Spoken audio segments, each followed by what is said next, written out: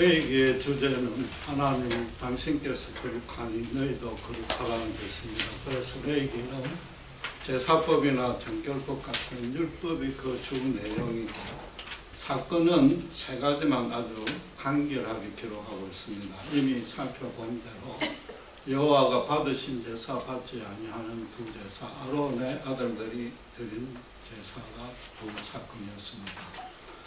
그것은 그렇게 데 있어서 하나님과 온전한 관계를 회복하는 것이 첫걸음이자 본질이라는 것을 강조한 것입니다. 오늘 보신 사건은 마지막 세 번째인데 같은 맥락입니다. 여호와 이름을 해방해서 죽임을 당한 사건입니다. 두 사람이 싸우다가 한 사람이 하나님의 이름을 모독하고 저주하기까지 했습니다. 그런데 싸우다 보면은 서로 감정이 격화되고 자기도 모르게 심한 말이 튀어나올 수 있는데 이 돌로 쳐 죽였습니다. 언뜻 모세나 여호와 하나님이 좀 심한 것 같기도 합니다. 오늘 본문에 그렇게 싸웠던 원인이 무엇인지, 그 사람이 어떻게 하나님을 모독한 것인지에 대해서 구체적인 설명이 없습니다. 성경이 침묵하는 데는 여러 가지가 이유가 있는데 오늘 본문 사건에서는 크게 두 가지로 추정이 됩니다. 첫 번째는 하나님을 모독한 원인이나 그 모독한 방식이 아무리 가볍다 할지라도 절대로 해서는 안 된다는 겁니다. 요컨대 그 이유나 방법에 불문하고 하나님을 모독하면 사형해라는 걸 강조하는 겁니다. 역으로 말해서 하나님에게 원망하고 대들 것 같으면 죽음을 각오하라는 겁니다. 두 번째는 성경에 기록이 없다는 것은 그 당시 사람에게 너무 익숙하고 잘 아는 일이라서 구태여 설명하지 아니했기 때문인데, 이런 경우에는 그 본문을 살펴보면은 당시의 전후 사정을 추정할 수 있는 힌트가 거의 대부분 있습니다. 오늘 본문도 예외는 아닌 것이 10절에 보시면은 죽임을 당한 자가 아버지는 애굽 사람이고 엄마는 히브리 사람이고, 그래서 혼혈이라는 것을 강조한 데 주목하셔야 됩니다. 이스라엘이 애굽에 노예 생활할 때 이미 서로 통혼이 많았다는 사실을 반영하는 것이고, 그래서 출애굽 당일날 12장 38절에 애굽 사람 이방 족속이 많이 따라 나왔는데 이제 주로 그런 사람이 따라 나온 것입니다. 문제는 고대 사회는 알다시피 부계 사회입니다. 만약에 아버지가 히브리 사람이고 엄마가 애굽 사람이면 그냥 자동적으로 이스라엘 사람으로 인정을 해주는데, 지금 아버지가 애굽 사람이니까 엄마가 히브리 사람이라도 우거하는 이방인 취급을 당하는 것입니다. 전성에 따르면은 그들은 이스라엘의 본진하고 조금 떨어져서 장막을 치고 거주케 했다고 합니다. 여러분, 인간이라는 것은 시대나 장소나 인종이나 문화나 종교에 관계없이 그 제시된 본성은 항상 동일합니다. 지금 레위기 율법에도 우호하는 이방 족속을 똑같이 대해주라고 했지만은 팔은 안으로 굽게 마련이고, 지금 레위기 율법을 받은 지도 얼마 안 됩니다. 그걸 교육하고 훈련할 여유도 없는 거죠. 만약에 그 전승이 사실이라면은 이미 떨어져서 거주케 했다는 사실 자체로 알게 모르게 차별을 받은 것입니다. 그러니까 싸움이 격화되니까 그동안에 쌓였던 불만이 터져 나온 것이고, 옆에 있는 단지파 모든 사람들이 전부 그 이스라엘 편만 들었을 것입니다. 상대가 미우면 그 상대가 믿는 히브리 신도 함께 미워지는 법입니다.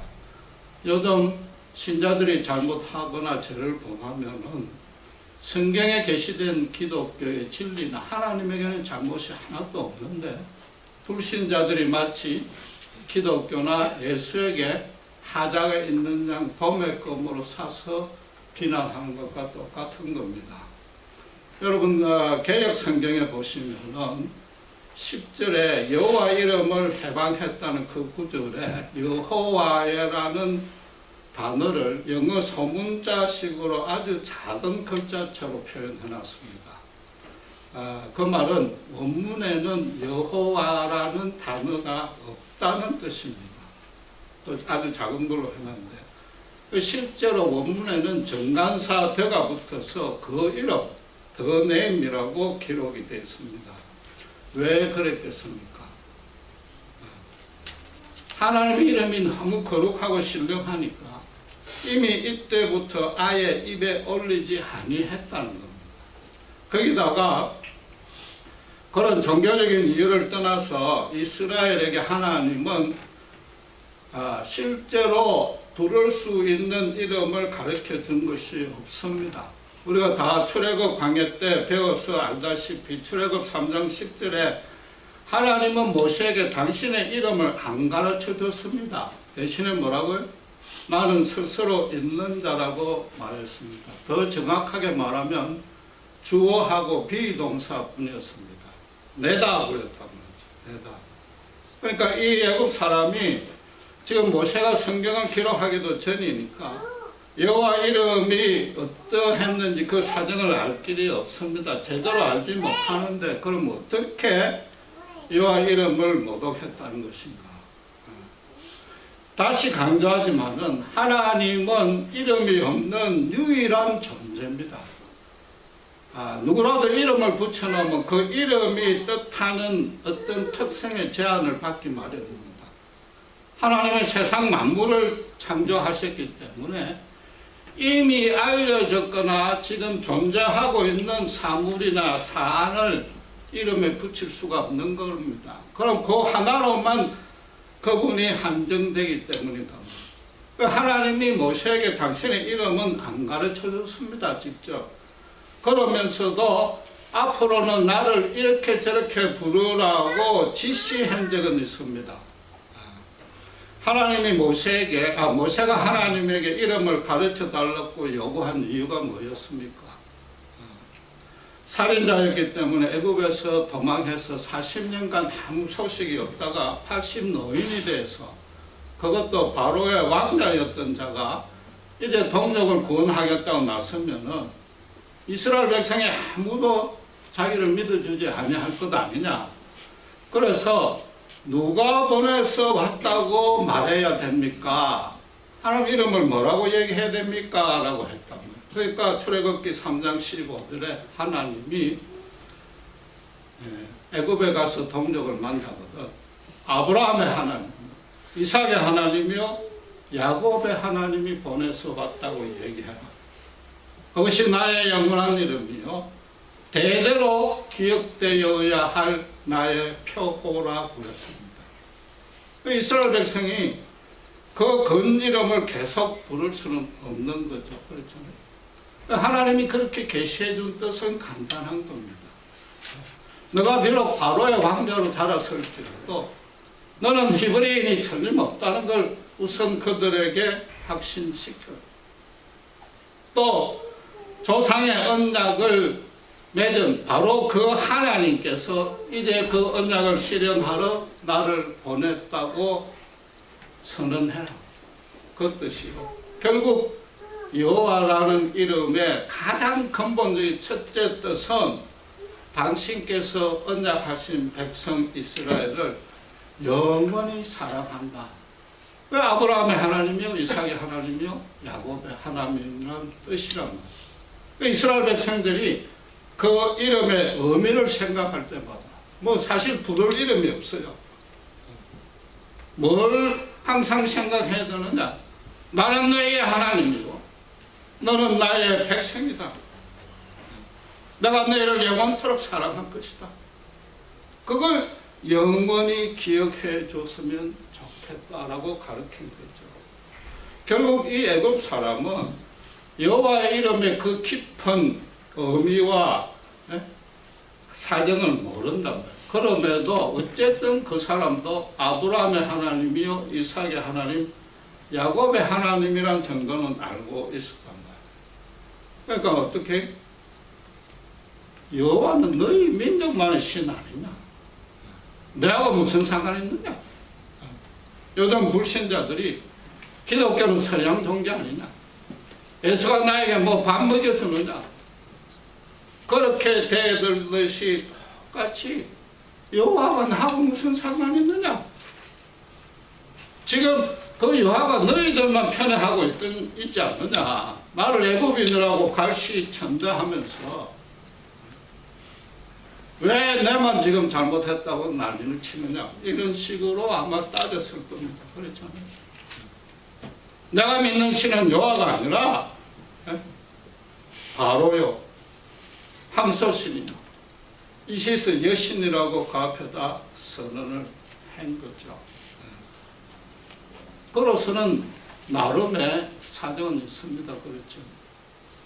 그런데 지금 하나님은 우리가 이전에 배웠듯이 원수까지 사랑하라고 하셨고, 지금으로 치면 종교의 자유도 없는데 좀 심한 것 같은 느낌을 지울 수는 없습니다. 그러나 본문에 이어서 17절에 뭐라고 되어 있습니까? 사람을 죽이면 사형시키라고 했습니다.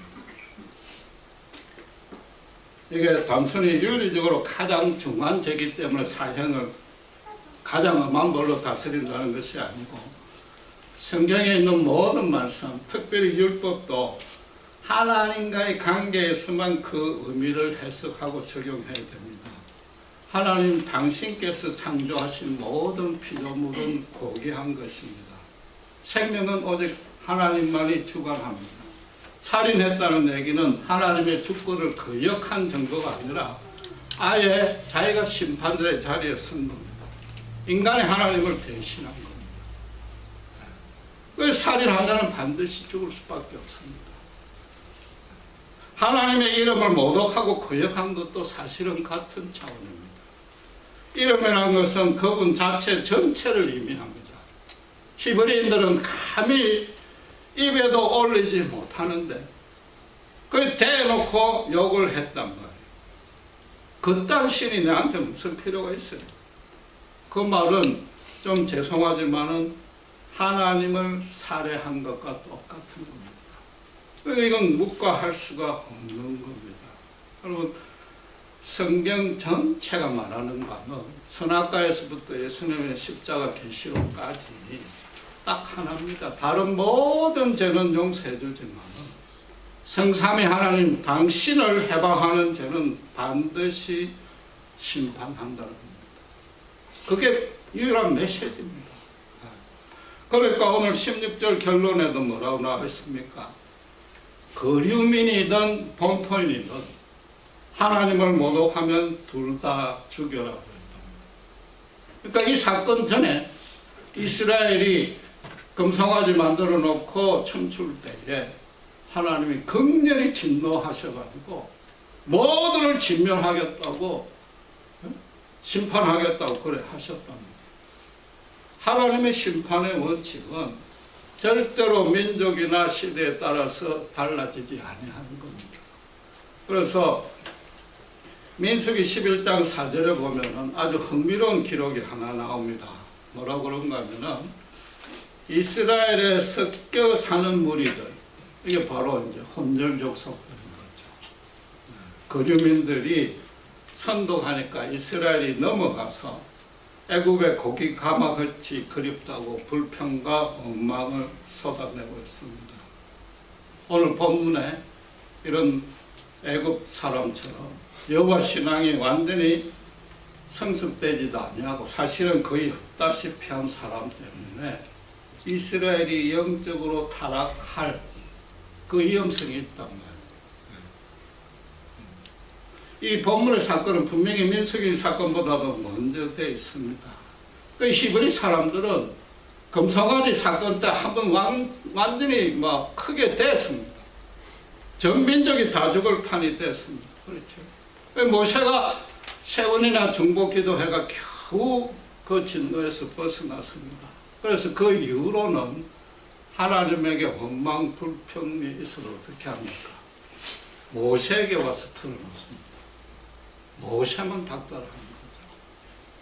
그런데 지금 성경적으로 따지면 직접 여호와의 이름을 거들먹거리면서 모독하고 저주한 것은 그것도 입에도 그 이름을 안 올리는 하나님의 백성 면전 앞에서 했던 것은 이것이 최초의 사건인 겁니다. 그러니까 밭에도 잡초가 나면 안 되다시피 잡초를 빼야 되다시피 앞으로 이방적 속들 함께 거주하는 이방적 속들 때문에 너희들은 절대로 배교하거나 거역하지 말라.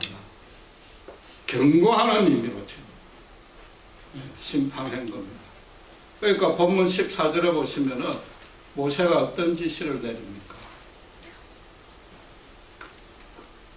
그 말을 들은 모든 자에게 그 사람에게 안수를 하고 돌로 쳐라고 그랬습니다. 이미 그 말을 들은 사람은 정신적으로 영적으로 오염됐다는 겁니다. 그렇잖아요. 자기도 모르게 그 생각에 물들을 수가 있다. 그 부정해진 죄를 그 사람에게 전가해서 깨끗게 하고 오염된 그 사람들부터 다시 하나님 앞에 깨끗게 되어서 교제, 회복하라는 뜻입니다. 지금 살펴본 대로 모세나 그렇고 여호와의 심판에도 단 한 치의 불이가 없습니다. 이 사건 또한 구약 성경 곳곳에 숨겨진 십자가 복음입니다. 예수님의 십자가에 드러난 하나님의 사랑을 거역하는 자는 영원한 심판으로 떨어질 수밖에 없다는 게 오늘 본문의 뜻이란 말이에요. 그렇다면은 이제 우리한테 우리 스스로 정말로 심각하고 진지하게 물어볼 질문이 하나 생겼습니다. 우리는 과연 여호와의 이름을 저주는 안 해도 조금이라도 모독하고 해방하는 일은 없는가? 물론 그 이름 자체는 우리가 두려워서라도 모독을 하지 않습니다. 특별히 개신교인들은 하나님이라고 부릅니다. 그렇죠? 하느님이라고 부른 사람은 오히려 그 의미를 모르니까 가르쳐주고 고쳐 부르라고 합니다. 절대로 이름을 가지고 모독은 하지 않습니다. 이스라엘도 이름을 입에 올리지도 아니했으니까 사실은 이름을 가지고 모독한 적이 없는 거예요. 그럼 뭐예요? 행동으로 모독했다. 삶의 모습으로 모독했다. 그 질문에서 당장 저부터도 자유로울 사람은 아무도 없습니다. 우선에 주일 예배 올 때마다 하나님 보기가 미안해서 그저 고개 숙이고 오잖아요. 지난 6일간 세상 앞에 살면서 신자답게 살지 못했습니다. 최근에는 불신자들이 아예 대놓고 욕을 합니다. 예수 믿는 자들이 왜 저래? 똑같아. 하나도 다를 바 없어. 아니 더해. 더 위선적이야. 명색이 하나님을 알고 믿고 따른다면서 더 못된 짓들 하고 오늘 기도한다고. 그것도 지도자들부터 그렇게 하고 돈을 더 밝히니까 위선적이라고 한단 말이에요. 신자 각자마다 그 범하는 내용이 종류와 의미는 다를지라도 알게 모르게 하나님의 이름에 없는 끼치는 것이 사실인 겁니다. 그럼에도 불구하고 어쨌든 우리는 불신자 시절보다는 훨씬 어려워졌습니다. 정말로 선하고 경건하게 살려고 열심히 노력하고 있습니다. 그래서 사실은 말이죠. 여러분 대부분의 신자들이 하나님의 이름을 해방하는 것 중에 가장 크게 해방하는 잘못이 뭔지를 잘 모르고 있습니다. 그건 절대 도덕적이고 종교적인 차원이 아닌 겁니다. 이해를 하기 쉽게 비유를 하나 드리겠습니다. 오래전에 친구란 영화 기억하시죠? 거기에 아주 유명한 대사가 나옵니다. 네 아버지 뭐 하시노? 그게 무슨 뜻이죠? 아버지 이름에 먹칠하지 말라는 거죠. 그렇죠? 아버지가 뼈 빠지게 돈 벌어가지고 옷 입히고 다 사주고 학교까지 그를 보내놨더니 공부는 안 하고 깡패짓 신화하고 있다. 그 뜻이. 또 다른 뜻은 뭐예요? 도대체 아버지가 무슨 일 하길래, 얼마나 바쁘길래 자식이 이렇게 깡패짓 하고 있는데도 모르고 있냐? 혹시 너 아버지 진짜 아버지가 하는 게 아니냐? 그것도 또 있는 거죠. 그렇죠. 세상 사람 중에 아버지 없는 사람이 있을 수가 없습니다. 고아도 어쨌든 친부모는 있다면, 생존은 있다면, 아버지가 없다는 얘기는 뼈대도 없고 근본도 없고 뿌리도 없다는 거죠. 아버지가 있었다면 저러지는 아니할 거라는 거죠. 도무지 인간의 근본조차도 안 갖춘 자라는 얘기죠. 사람으로서 들을 수 있는 가장 큰 모독이 그 얘기인 거죠. 자식이 그런 욕을 먹고 있다는 것을 만약에 진짜 아버지가 알면 어떻게 되겠습니까? 아버지가 더 가슴을 찔리죠. 몇 번 비유로 들었지만은 자식이 아무리 조직폭력배라도 감옥을 자기 집 안방 드나들듯이 왔다 갔다 할지라도 항상 부모에게 때가 되면 미안하다, 용서해달라고 하면은 그 자식을 미워할 수도 없고 오히려 더 애틋하게 사랑합니다. 대신에 뭐예요? 아버지가 너무나 찢어지게 가난해서 다른 부모들처럼 해준 거 단 하나 없고 본인이 노력해서 아르바이트해서 학비 되고 전부 처음부터 끝까지 자기가 공부해서 판검사가 됐는데 아버지가 뭐 해준 게 있냐? 다시는 내 찾아오지 말라. 혹시라도 어디 가서 내 아버지라는 말도 하지 말라는 사람이 자식이 있다고 치면 그만큼 부모 가슴에 칼 박는 일이 없는 겁니다. 그렇잖아요? 아버지가 없는 자식이란 것은 인간으로서 최고의 모욕인데 그 말을 듣는 자식을 든 부모로서는 그건 정말 죽기보다도 더한 욕입니다. 아버지에게 더 큰 욕이 된다. 하나님에게도 똑같은 겁니다. 하나님의 이름에 해방받는 가장 큰 것이 뭐냐? 잘못할 수 있어요. 신자답지 않을 수 있어요. 그러나 매번 와서 회개하고 눈물로 용서를 구하면 아버지가 그 얼마나 사랑하냐. 그게 아니라 마치 하나님이 없는 것처럼 세상 앞에 사는 것. 그게 가장 큰 해방이란 말이에요. 설교에 자주 이야기가 들지만은 여러분 제가 한번 이야기했는지 모르겠지만 가장 적합한 예를 한번 드리겠습니다. 마르틴 루터의 아내 카트리나가 하루는 까만 상복을 입고 집안에서 왔다 갔다 하니까 루터가 누구 장례식에 갔다 왔느냐 그러니까 하나님 장례식에 갔다 왔다고 했어요. 무슨 말이냐, 무슨 그런 망령된 말을 하느냐. 오늘 본문처럼 하나님이 죽다니 하나님을 모독하는 말 하지 말라고 그랬습니다.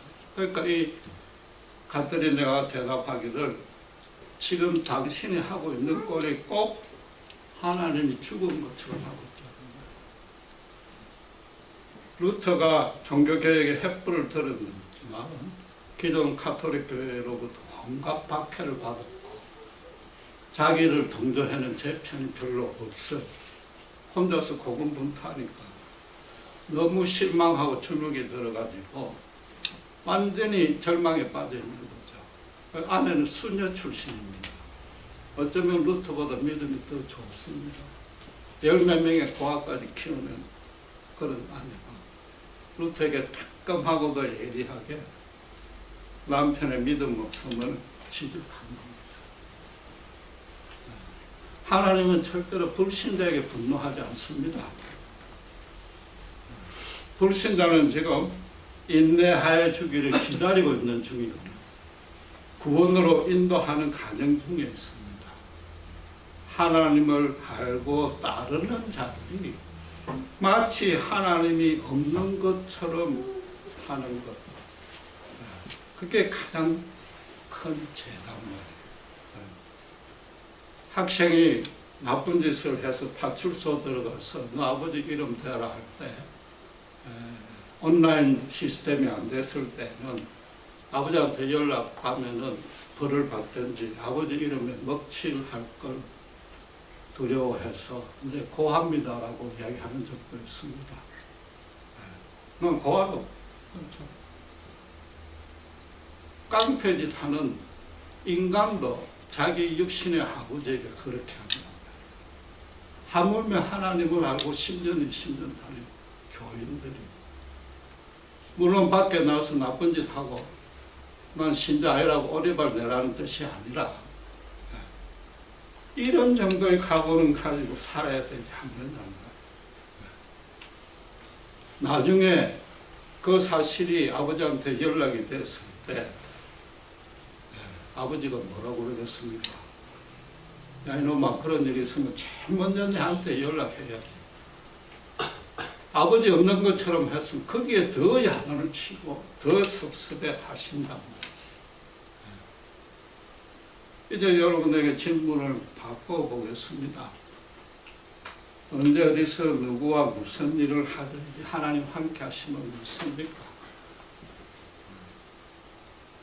그냥 함께 하는 것이 아니라 나에 대해서 거룩한 계획을 갖고 그 계획대로 인도 중인 것을 믿느냐.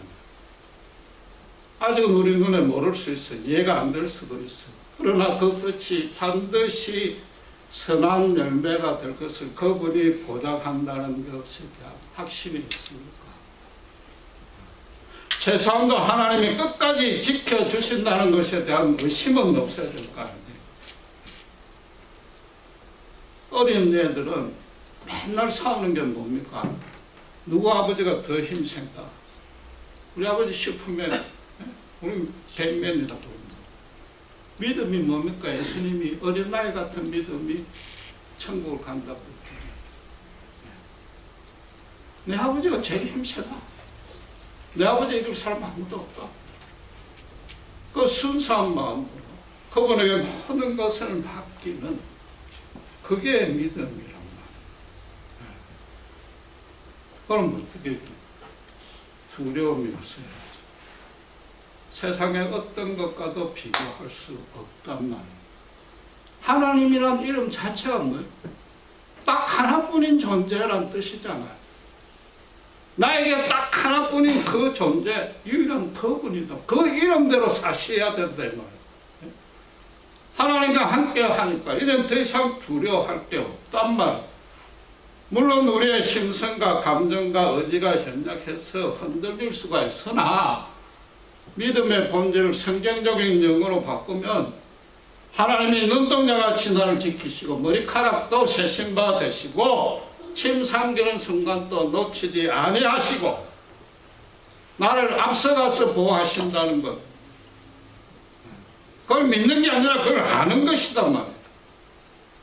아는 데 것이 아니라 그대로 살아가는 것이단 말이에요. 그러니까 어떻게 몸만 죽이는 사람을 두려워하지 말고 영원한 심판에 던진 하나님 앞에 두려워하고 정말로 예수님의 십자가 사랑을 온전히 한다면 그분과 개인적으로 인격적으로 대면해서 내 인생이 새롭게 뒤집어졌다면 내가 어떻게 살아야 될지 아는 겁니다. 인생의 방향과 목적과 삶의 의미와 가치가 뒤집어지는 겁니다. 그렇게 해서 한 걸음 한 걸음 매일매일 살아나가는 겁니다. 세상과 죄악 앞에 당당히 설 수 있는 것. 그게 믿음인 겁니다. 최소한도 세상 사람들 앞에 예수 믿는 자 답다는 소리는 들어야 됩니다. 성자까지는 될 필요 없고 성교까지 할 필요는 없는 겁니다. 오늘 이 본문의 애굽 사람이 분명히 큰 잘못을 했지만 한 걸음 더 깊이 살펴볼 의미가 있습니다. 이민족인데도 이스라엘을 따라 나왔습니다. 조국을 던졌습니다. 당시로서는 큰 결심인데 마누라가 사랑스러웠든지 아주 드셌든지 뭐 둘 중 하나겠죠. 거기다가 애굽에서 기적을 다 봤습니다. 마지막 10번째 장을 보니까 큰 쇼크를 먹고 히브리 신이야말로 진짜 신인가 보다 하고 따라 나선 거죠. 그런데 홍해도 건너고 만나와 메추라기 반석의 생수를 겪고 나니까 아, 내가 잘 따라 나왔구나 라고 여기고 있는데 이스라엘 사람이 혼절족이라고 저 딴 데 가서 자라고 거기다 결정적으로 뭐예요? 시내산에서 금송아지 앞에서 자기들 신은 놔두고 엄난하게 섬기니까 그 민족은 우습지 않을 거 아니야. 홍해 기적까지 해서 그까지 인도했는데 어떻게 저렇게 빨리 자기들 신을 버릴 수 있는가? 말도 안 되는 거죠. 여호와의 신도 우습게 하고 괜히 따라 나왔다 싶을 거 아니에요. 오늘날 교회도 똑같습니다. 바로 그런 모습이 많이 있습니다. 어른들이 교회 출석하는 가장 큰 첫째 요인이 뭐라고 그랬습니까? 고난을 좀 없애려고 오는 거죠. 교회 나와서는 10년, 20년 된 신자보고 믿음이 떨어지거나 포기하는 경우가 많습니다. 도덕적으로 위선적이라서 그런 거 아닙니다. 교회 안에서 보는 건 다 거룩하고 그렇기 때문에 그런 걸로 시험 안 받습니다. 어떤 면에서는. 모든 사람이 죄인이라는 건 뭐 부족하다는 건 알고 있단 말이에요. 대신에 뭐에 시험 드느냐? 20년, 30년 교회 다녔는데 조그만 일만 생기면은 거저 불안해서 방방 뛰는 거예요. 성경 공부할 때, 기도할 때 장로님 믿음이 헛돌고 아주 그럴싸하게 했는데 오늘 그게 다 엉터리란 말이야. 내 기도해봐야 별 의미가 없겠네. 그래 된다. 믿음이 뭐냐? 하나님이 살아 통치한다는 정도가 아니라 모든 문제에 궁극적이고 유일한 해결책은 오직 하나님이다. 그에 따라 사는 게 믿음입니다. 물론 우리는 언제 어떻게 이 고난이 끝날지도 모르고 항상 보면 이해가 안 되는 일들 많이 있습니다. 왜 이해가 안 돼요? 내 욕심과 내 생각이 없으니까 이해가 안 되는 겁니다. 믿음 생활이라는 것은 도무지 이해가 안 되는 그런 일들이 자꾸 쌓이다가 나중에 가서는 결국에는 하나님이 오라구나. 결국은 하나님이 이 길로 이 자리에 있기 위해서 그런 이해가 안 되는 일이 생겼구나. 이해가 안 되긴 왜 안 돼? 자기 생각이 앞서서니까 이해가 안 되는 거죠. 그래서 갈수록 하나님 알아서 하소. 그게 믿음이다.